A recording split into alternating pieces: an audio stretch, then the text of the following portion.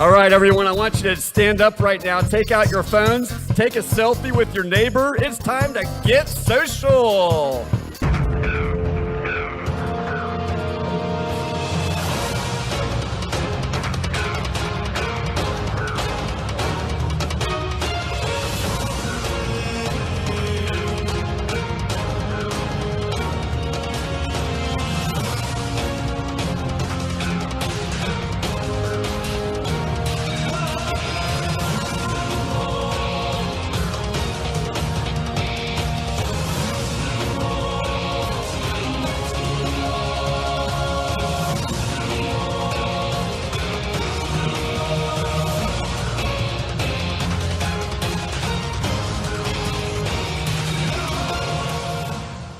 Welcome to the first recap episode of Amazing Race 28 of the UL Team Number podcast from Reality TV Warriors. My name is Michael Harmstone, and joining me, as always, is the Canadian who sadly no longer makes funny videos, Logan Saunders. Afternoon. And the lady who is always aware of when it's a bad time to be in the horn section, Michelle pearce-denovan.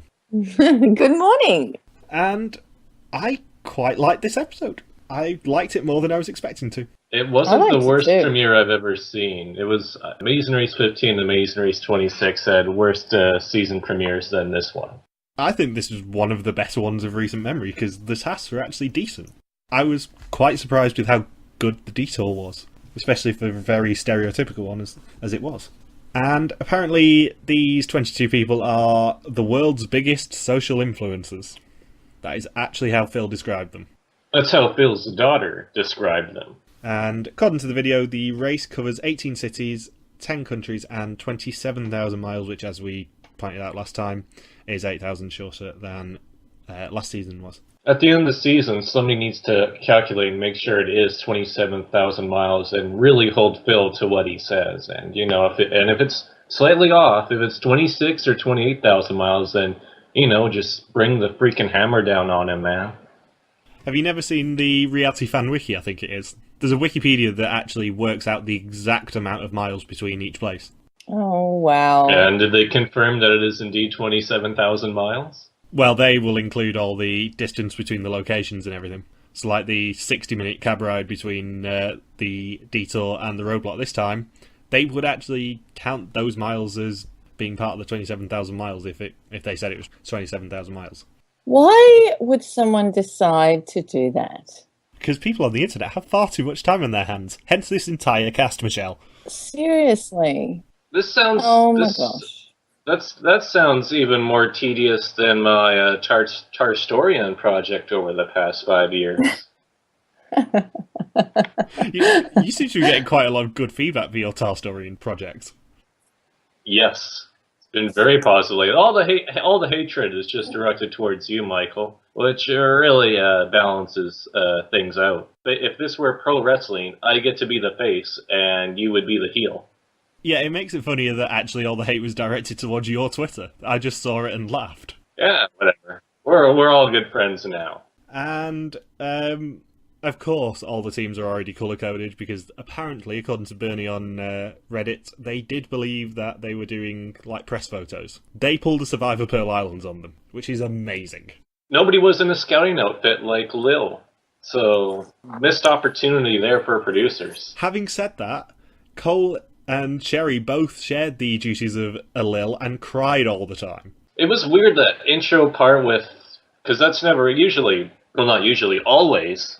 You know, the start is always at the starting line of the season with Phil, and you're tucked away somewhere in Los Angeles. But here, it's just their homes, and it turns into one of those crappy reality shows I typically ignore, like something out of Extreme Makeover Home Edition, where everyone just cries and says goodbye to their families for several minutes before things start to get rolling. It's like an American adaptation of international reality shows where they make it 10 times unnecessarily over-the-top emotional in it, and that can alienate some viewers. It was basically the love child of Survivor Pearl Islands opening, and the opening to any season of American Big Brother, and Canadian Big Brother, actually. Minus the I don't terrible understand part. why anyone was crying. I mean, I'd be like, hey, bye, see ya. I'm really excited, I'm out the door.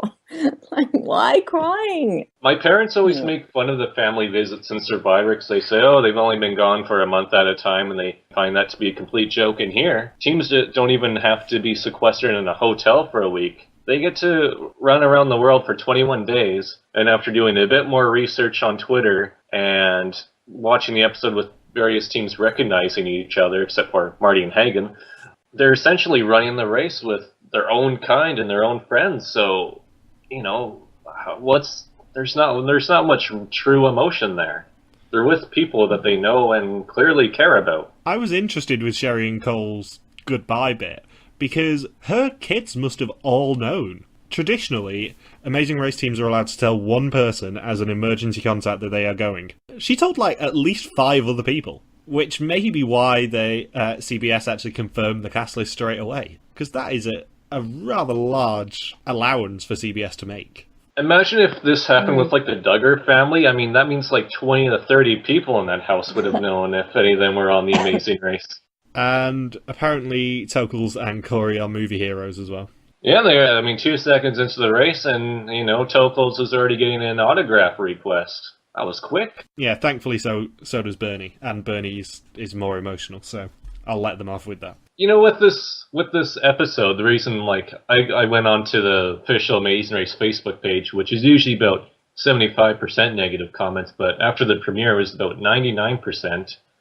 And I think a huge part of that was the whole alienation of the long-time viewers, because with this season, with using social media stars who all know each other, it feels very much like a cool kids club of some sort, and it sort of makes it their season, but not necessarily the season for the viewer. And it's a good thing that at the start, they just pile teams into taxis rather than limos to get to the airport. Otherwise, viewers would have been that much more angry.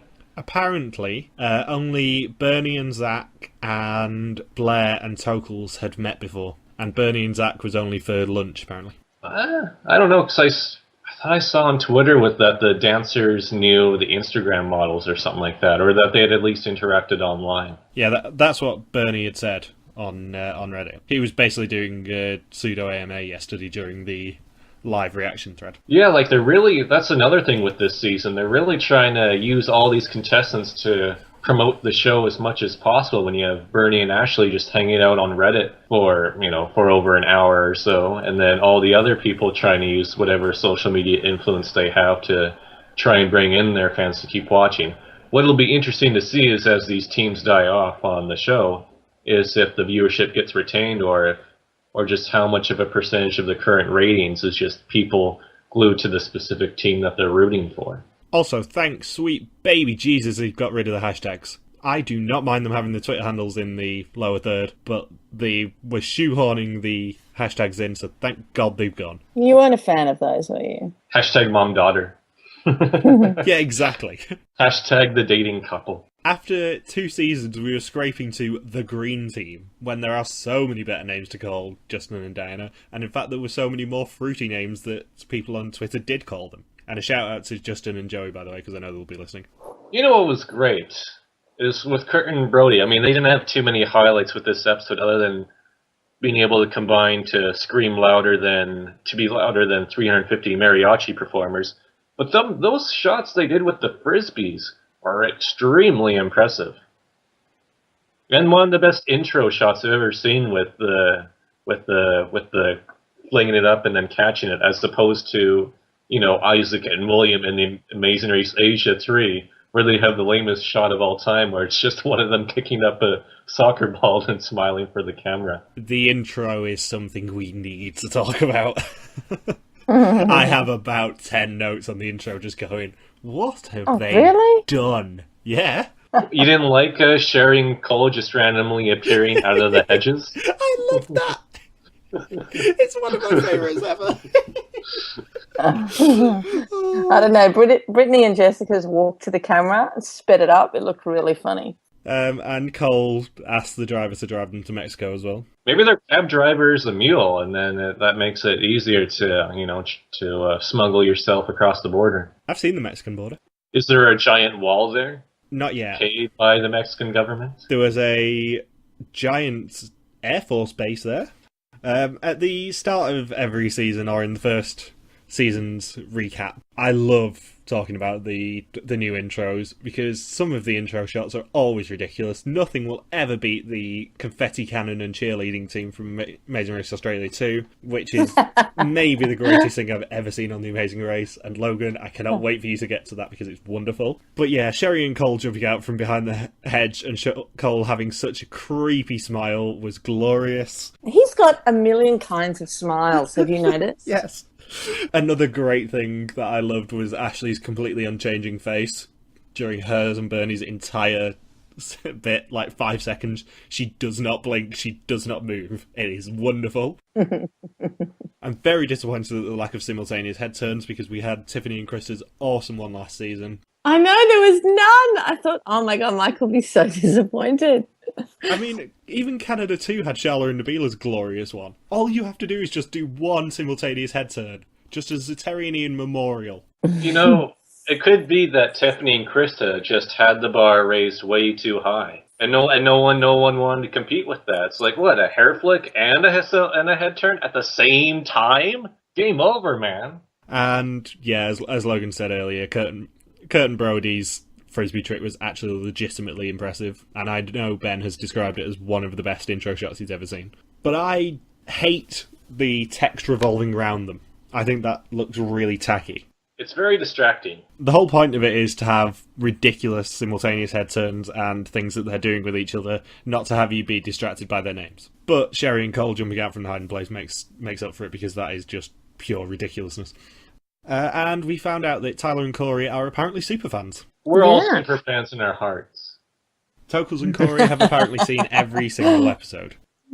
And Dana and Matt get the traditional confessional of it. Oh, this relationship is make or break on the race. I liked Matt's French pronunciation of the Spanish locations.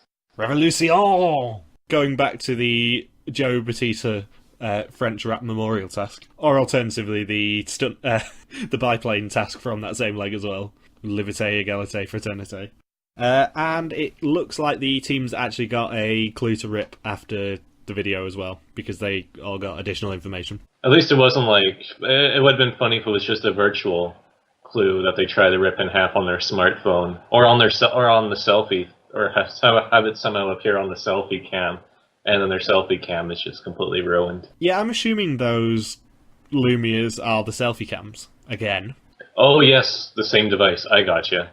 See, I only have a flip phone, so I can't comprehend the idea of having a high-tech camera be on the same device as a smartphone. Yeah, maybe the selfie memory task will come back. Yeah, that's the one switchback that everyone's just craving for. That and hay bales. If hay bales can be a switchback, then we can't put it past producers that the selfie stick will be, or that the selfie pictures will be a switchback as well. Did either of you notice that Blair sounds so much like Haley, especially at the start of the episode? Yes. Oh no, not so much. It's not Haley. Yeah. Heidi from Survivor. Blair sounds exactly like Heidi from Survivor. It's eerie. It's uncanny. She sounded really like Haley at the start as well. And I never expected that the first team to make a sex tape joke would be the father-daughter team. That was the point that I fell in love with Scott and Blair. Yeah. Not that type of video, Daddy. Oh, the one amusing thing about Dana and Matt's relationships, I know they've been engaged for so long. They said that they've been engaged for 3 years, and the only other people I know that have been engaged for that long is Pam and Roy from The Office. So things may not be looking good for their future. I don't know. Their wedding dance will have some pretty sweet moves. Yes. Yeah, if their wedding dance video does not go viral, I'll be very disappointed in them. And Cole apparently makes funny videos, and I have literally no notes on Zach and Rachel because they are way too normal for the race. I don't know, those he was surfing on a toilet. There were some impressive vines, and I think he actually had the most clips used in the preamble before Phil said, "This is Mexico City." I think there was about 3 or 4 of Zach's videos. Yeah, there was the slip and slide and him, destroying plates on the table by sliding across that as well, as if he were secretly Greek. And the Dalmatian. Oh, yeah. Who was hitchhiking? Who did the hitchhiking? Was that him too? That was Zach as well, yeah. Oh. So good. They're so good. They mess with my brain. And Kurt and Brody apparently deal with hot chicks all the time because they're frisbee guys and they are very confident. So they get taken down a peg. Brittany and Jessica obviously are going to use their looks because that's what they get paid for. And in possibly the most confusing / funny scene of the entire preamble up to the airports, Cole seems to believe in polyamory. Yes. Yes. Polygamy is not dead. Chivalry might be dead, but not polygamy. Apparently Cole is going to be taking part in Sister Wives fairly soon. Yes. Here's Cole and 4 Instagram models. Cole could become the new Hugh Hefner. Yes, he can. The Playboy Mansion is up for sale. So, all he has to do is get his followers to raise enough money for him, and it's his for the taking. Minus the Playboy Mansion, I believe, is also known for a lot of dog urine. But, you just have to, I guess, replace the flooring, and it'll all be good. Former Amazing Race start line, the Playboy Mansion, thank you very much. Yes, Amazing Race 12. What up? Did you guys see when they put on the viral flight video? Do you remember watching that when it was originally out? Nope. No. That our Sky Princess did. I Sky remember Goddess. that. That was big. Oh, Goddess. Sorry, not Princess. Go up a peg. That was really good. You should watch it. It was funny. Having said that, the best thing about that entire video was Darius's reaction to blatantly never having heard of it. Yeah, that was my Such favorite scene probably from the whole wonderful episode. Small talk was like, oh, do you guys make YouTube videos? Well, my mum does. She had a flight video go viral. Oh, I've heard of it. Of course you have, mate. It was more like, oh yeah, I remember hearing about that. And then you wait for Martin Hagen to walk away, and then Darius be like, psst, Cam, what video are they referring to? I have no Play idea. along. Just play along, bro. And once teams fly to Mexico City, they have to find Phil at the Monument of the Revolution. And, of course, this being a social media mogul season, it's being live streamed on Facebook. Yeah, I didn't bother watching it because I heard it was just really boring because Phil said a lot of the teams were getting lost on the way to the clue box, and then I guess they all just rush there at the same time, and that's it for the live stream. It's pretty uneventful. With the live stream, they did have to do one thing to camera. That to answer a question or say something to camera, say hello to the live viewers. So they all did that, which wasn't shown on the show. And I am going to take the opportunity here to answer a couple of your questions. Because we had two very similar themed questions. One from Mark Doyle, who said, how did 4 flights from 4 different cities arrive at the same time? Were they held at the airport till all flights were in? And our very own Cameron Johnson says, so everyone left from their house? Is the presumption that everyone lives in LA? Otherwise, this strikes me as being blatantly unfair. And if you haven't seen Cam's pre-season Survivor blogs, go to RTV Warriors website, because she's done a bloody good job on them. And I actually know the answer to this. Apparently, all teams got in, or all the flights got in within a 40-minute period, and the additional info in the clue mandated that they had to wait for the last flight to arrive before being able to leave the airport. And notice why you see 11 teams all running together with Brody or Kurt sliding about 10 feet on the floor. Great slide. Must be a clean floor. Having said that, did you notice that Brody already has his knee strapped up? Well, Ultimate Frisbee is a really physical game. Like, there's an annual Ultimate Frisbee tournament that's held where I live each year. And there are some brutal injuries, because all you're doing is, you're probably running as much as you do in a game of soccer, but there's a lot more collisions with other people, and it can get pretty violent overall in terms of just the injuries that occur. He's going into the season with his knee straps up, and as was pointed out probably about half an hour ago to me, Amy off of Maya ran the race with like 2 broken feet basically, and Kelsey ran the last leg of last season with a broken tailbone. What? When she fell from Macau roadblock thing? Yes. She broke her tailbone and ran the last leg with a broken tailbone, hence why she was running far. Oh. There's dedication for you. Yes, thank you to Joey for actually pointing that out to me, because, yeah, that happened. Jessica and Brittany are the first to greet Phil, I suppose, but they completely Not first to the clue box. Yeah, they ignore the clue box because, they were way too distracted with flirting with Phil. And Kurt and Brody are the first to find the detour. Hey, we still over the pilot bit with Jessica and Brittany, where the pilot invited them to the cockpit to film that scene with the hats on. Who knew that Instagram models would be invited by the pilot to the cockpit? I didn't think anyone was allowed in the cockpit in America now because of the issues. 100% It was they probably are like a not. model plane. No pun intended. No pun intended. And apparently Alabama doesn't have taxis. Cole said a lot of stupid shit this episode, actually. So yeah, the detour, which is Mariachi Madness or Great Balls of Fire. And in Mariachi Madness, teams must search amongst 350 musicians playing mariachi music to find the one who isn't actually playing their instrument. When they find one who isn't playing, they receive their next clue when they exchange them for the ransom money with the guy outside the museum, evidently. And in Great Balls of Fire, teams must build a torpedo, a bull made of papier-mâché, and a frame, load it with fireworks, and set it alight to receive their next clue, which of course led to a wonderful scene with Bernie and Ashley. And for some reason, every single team runs to their detour site. I don't know whether that was mandated in the clue or not, but it was like 2 miles. It would suck if you're Stephen D from The Amazing Race 4, because then you would never be able to do any part of the mandated clues. And Kurt and Brody are the only team that we see kidnapping the wrong mariachi musician. After screaming at the whole crowd, too. They were louder than 350 mariachi players. Well, 349, but that's crazy. May I point out that this is one of the best detour options for a long while. This was such the task a good was task. really neat. You've got to give them credit for that. I rarely say this to the Amazing Race podcast anymore, but whoever came up with that task deserves a pay rise. Because that was awesome. It looked absolutely amazing, just from the visuals. That is how you do a cultural task on The Amazing Race and how it should be done. I wonder if those mariachi players were borrowed from Celebrity Mole Yucatan.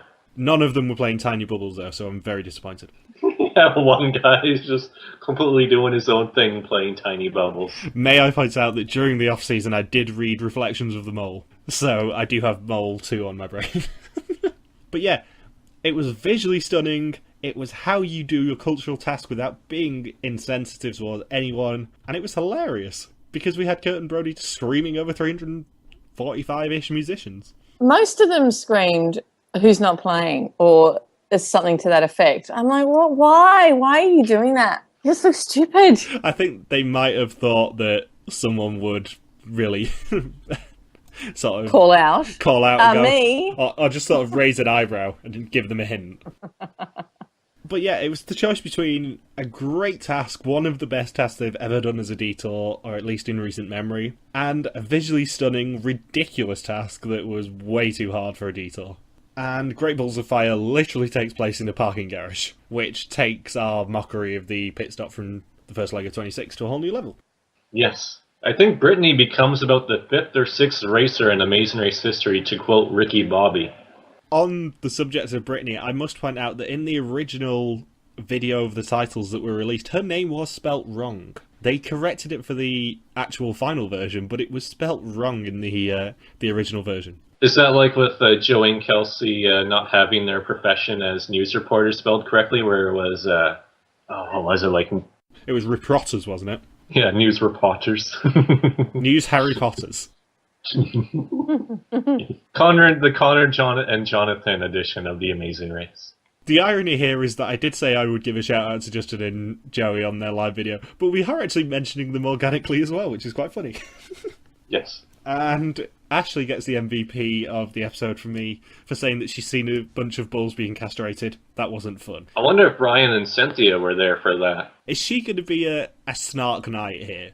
Is Bernie just going to be the sort of attention magnet of their team? And I use that term loosely because I very much like Bernie and Ashley. But is she just going to be the sort of sniping one in the background who doesn't speak that much, but when she does, it's like comedy gold? Yeah, just that really sharp wit that just, cuts through. Cuts through like a castrated bull. And yes, Brian and Cynthia should have been there for that task because they've never castrated a bull before. High eyebrow. I don't think Brian and Cynthia have milked a castrated bull before either. I miss Brian and Cynthia. They're so much fun. If you haven't been keeping on top of Ben's Hall of Fame from last year's reality TV, he's just done the Brian and Cynthia one, and it is just sums them up so wonderfully. I slightly disagree with his placement of Nick and Sabrina. They should have been a lot higher, but that's just me because, I love Nick and Sabrina. And Ben's not here to defend himself, so, Nick and Sabrina should have been higher. Top 5 for Nick and Sabrina, please. And did you notice that even Bernie's watch was colour coordinated? No, but that is a good catch. They were wearing all yellow, and Bernie's watch has a yellow strap as well. Wonder if that was just spray painted on? It's the things that I notice at 8:30 in the morning when I'm watching episodes on a train. I'm glad you're paying attention to the racer's wrists, Michael. Yeah. Mm-hmm. Someone has to. And according to Durr, it's a bad time to be in the horn section as well, which did actually make me laugh. I wonder how much of their hearing they lost during that task, having to have horns blowing right into their eardrums. I know we like to comment on the fact that they put some sort of broadly cultural piece of music over the credits. I quite liked the mariachi song. I love it. It didn't get irritating to me, which is rare for one of the sort of music-themed details. The French rap one got a little bit irritating after I had to hear Denise. I love Denise, but after I had to hear her slightly murder it repeatedly, it got a little bit much, whereas the mariachi music was actually quite nice. And Brittany and Jessica's agencies would love them to vomit. Oh, the social media reaction to that statement was hilarious. Have you got a lot of material by any chance for the complaints blog next week? Yes, because with Jessica and Brittany, the thing you have to understand that I get from the first episode is that they are extremely sarcastic people. And the funny thing is that lots of viewers of The Amazing Race do not comprehend sarcasm. So they are taking them at their word that Jessica and Brittany are talking to all of the, kids that are watching at home that want to be inspired and telling them, if you want to make it in the modeling industry, you got to vomit, you got to puke, you got to purge. I know I was hard on them in the preview, not entirely undeserved given their reaction, but that did actually make me laugh. I understood the sarcasm from them. And Bernie and Ashley nearly die. Yeah, that was a rogue firecracker. They said that was legitimately scary. Can you imagine just somebody being burned alive on the first leg? It's Amazing Race Saw edition. Come join me in Mexico City. I want to play a game. Or with Blair, she might be the one orchestrating it. Because she's the one of the people that had to explain the task, and she's like, well, with this detour, you make it cute, then you light it on fire. That's wonderful, Blair. I was very disappointed that at no point did Scott say, you never listened to me, Blair. You gotta wait for the race to progress a bit more, Michael, and then the tension will build up. Maybe I'm just sort of pre-programmed that any time someone has a partner named Blair, that they're going to get shouted at and claim that they never listen to them. I don't know. Kurt and Brody are the first to leave mariachi, with Durr and the Drooler in second, Dana and Matt in third, Sherry and Cole in fourth, and Zach and Rachel in fifth. And then Tokels and Corey leave Bulls in sixth, with Marty and Hagen in seven, Bernie and Ashley in eight, Scott and Blair in nine, Brittany and Jessica in 10, and Cameron and Darius in last. And teams must now make their way to the Cuevos de Teotihuacan to find their next clue. And at the Cuevas, it's a hours operation. Yay! Well, it's the classic season premiere sign-up sheet where they always do after the first couple of tasks in all the older seasons to split teams up in 3 separate groups for the last task and a half that'll actually count for the day. And there's 4 teams: Dana and Matt, Kurt and Brody, Durr and the Drooler, and Sherry and Cole leaving at 7:30. Zach and Rachel, Tokels and Corey, Marty and Hagen, and Scott and Blair at 7:40. And the models, Darius and Cameron, and Bernie and Ashley leaving at 7:50. And it's a roadblock, which is who wants to pick up the pieces in this weaker task than the detour. And in this roadblock, one team member must find the 13 pieces that make up a mask in a cave by sifting through dirt and build the mask to get their next clue. It's like I don't mind this task.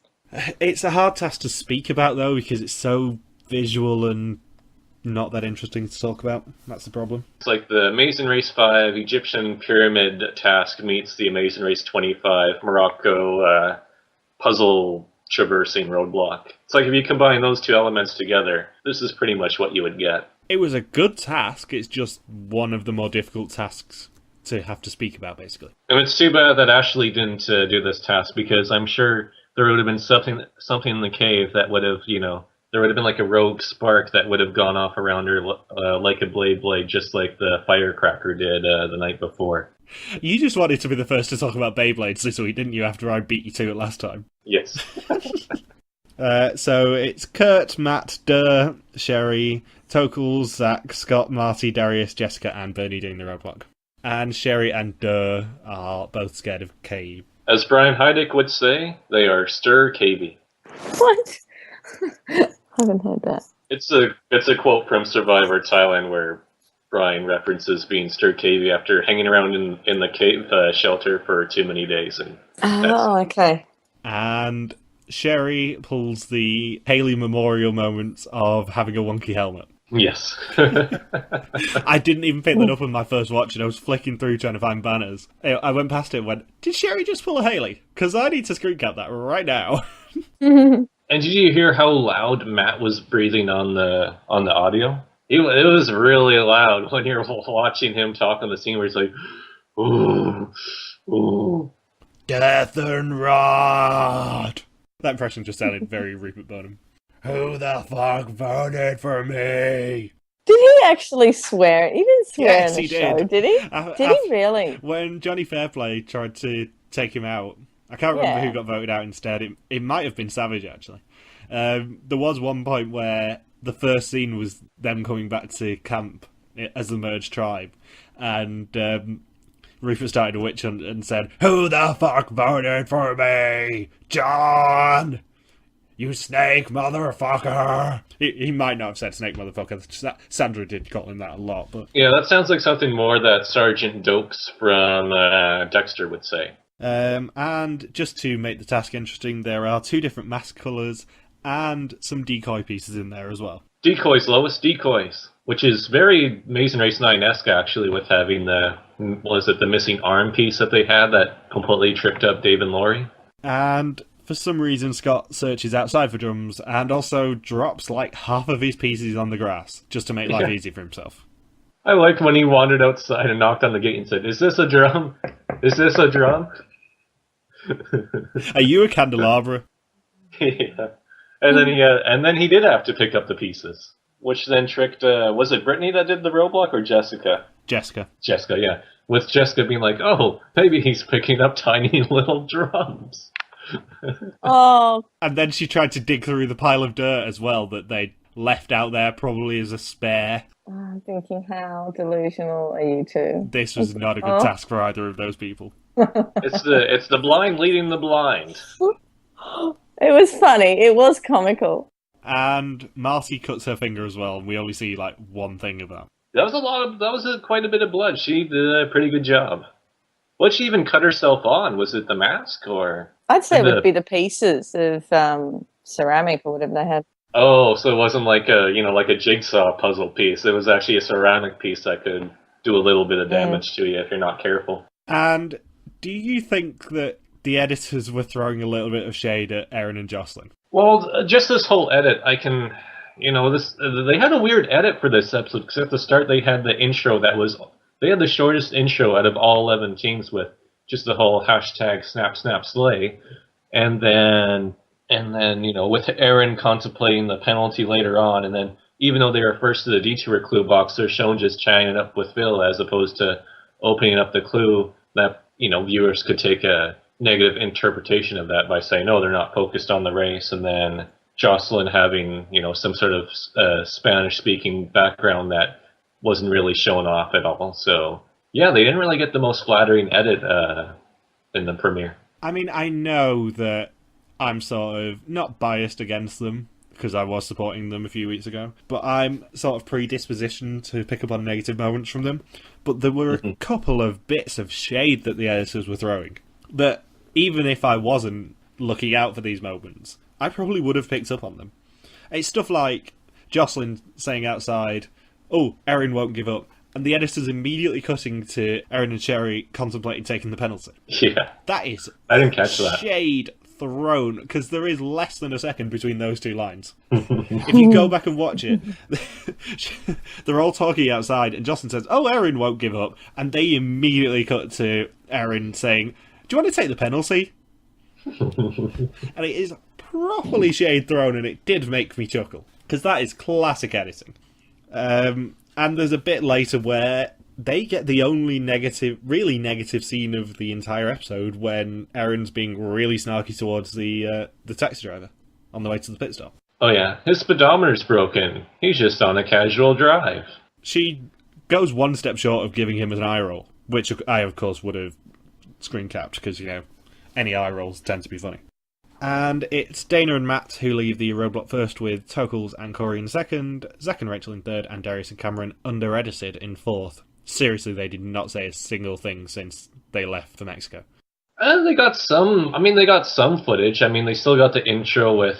They actually gave them a fairly in-depth personal story, I would say, at the start, with referencing the parents who had gone to Harvard and then homeschooled them, and then the bit with Marty and Hagen. That was a pretty amusing scene, and then they actually discussed a little bit at length of the pit stop about how they climbed from dead last to being by the end of the round, so I think they could actually be around for a while. They were seriously under-edited. They just disappeared off the face of the earth for like half an hour of this episode, though. Yes, but they actually proved that, because they're the youngest team overall in the entire U.S. version of The Amazing Race, and they show that they're fairly well-rounded overall, I think.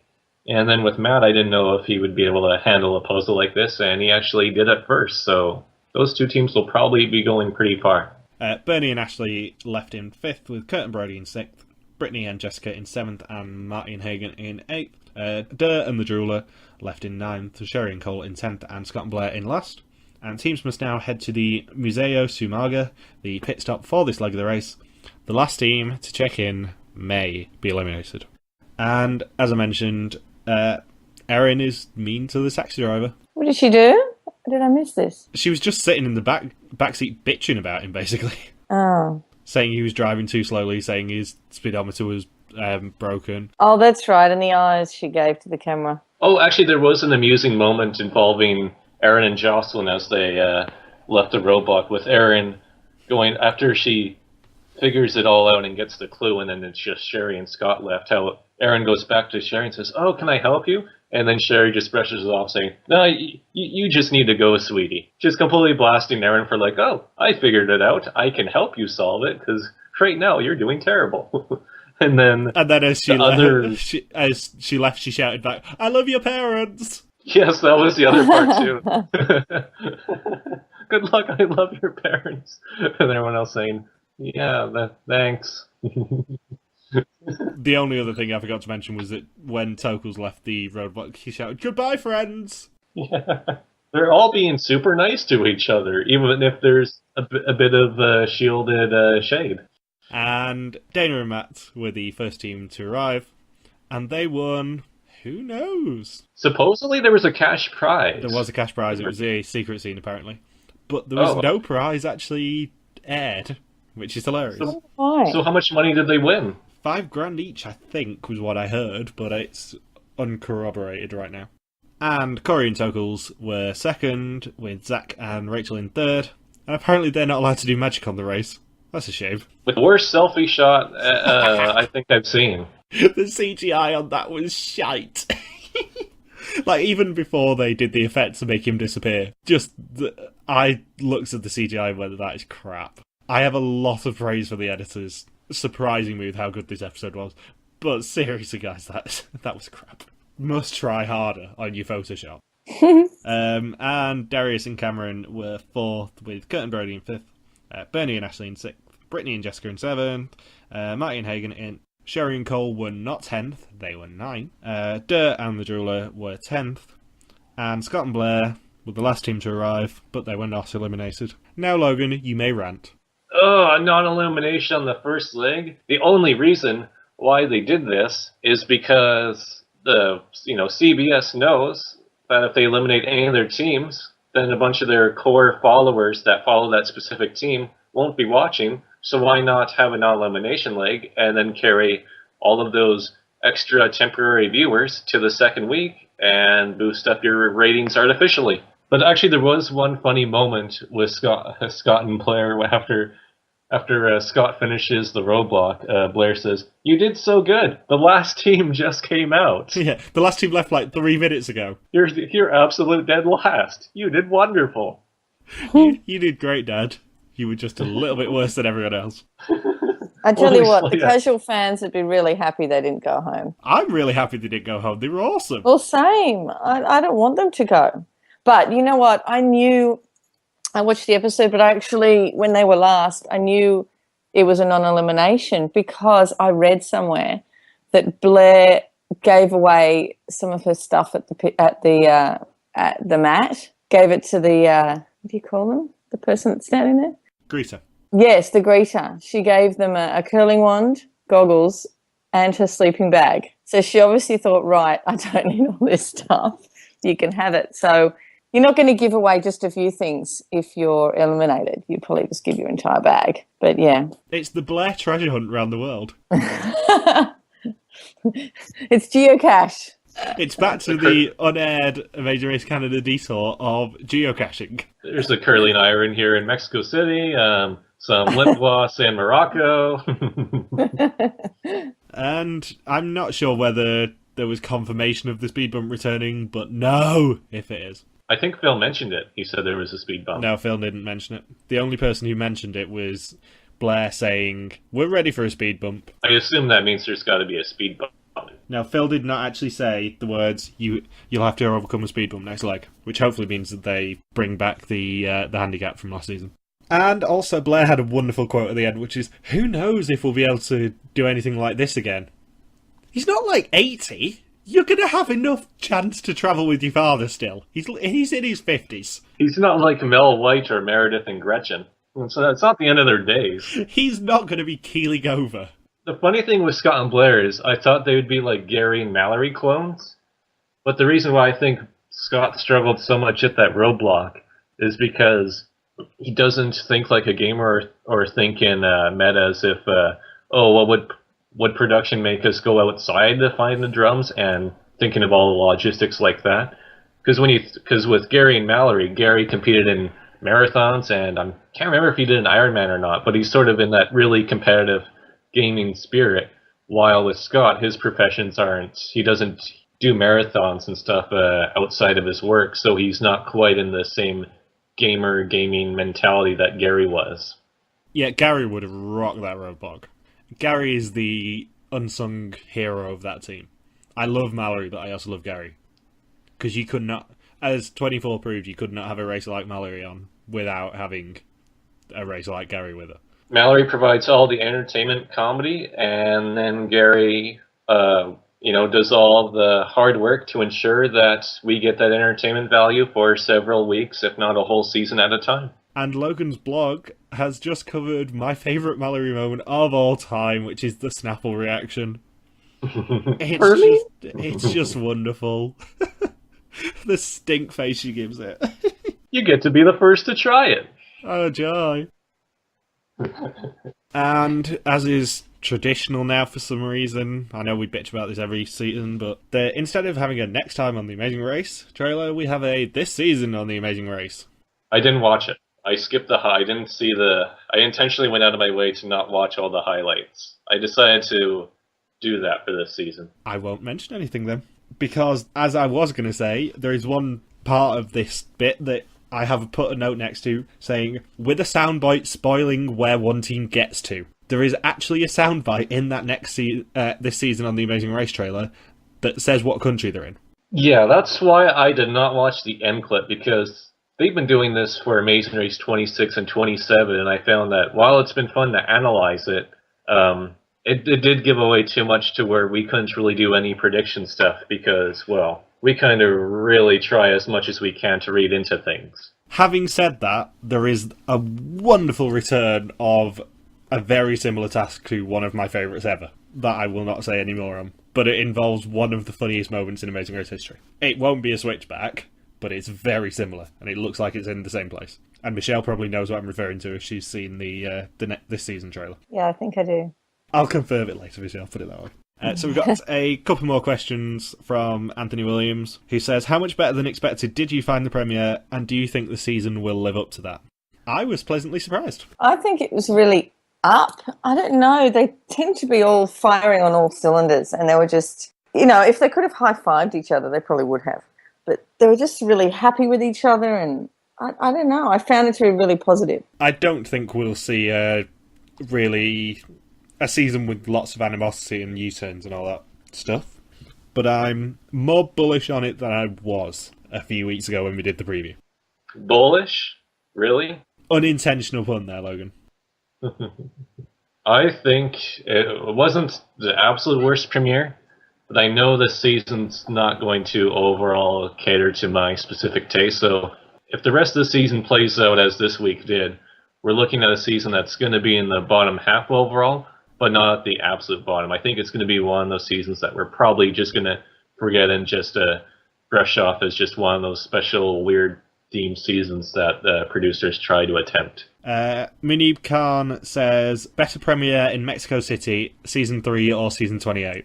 Season 3's season premiere in Mexico City was probably about 10 times better than this. When you think of all the crazy stuff that happened in that episode, and the correct pacing, and all of the great characters, there wasn't anybody, screaming at the top of their lungs at a mariachi band or taking selfies. You had Heather and Eve, begging for money in the airport and then collapsing flat on their face on a donkey ride, and then Eve freaking out in the parachute, and then you have all of Tramiel and Talicia's wacky adventures, and then Ken and Gerard facing off against Eric and Drew for the fast forward. So there was just so much more in that premiere in The Amazing Race 3 than there was for this season. And a final question from Anthony Williams, who says, how funny would it have been if Aaron had taken the penalty, then lost a foot race with Sherry and Cole?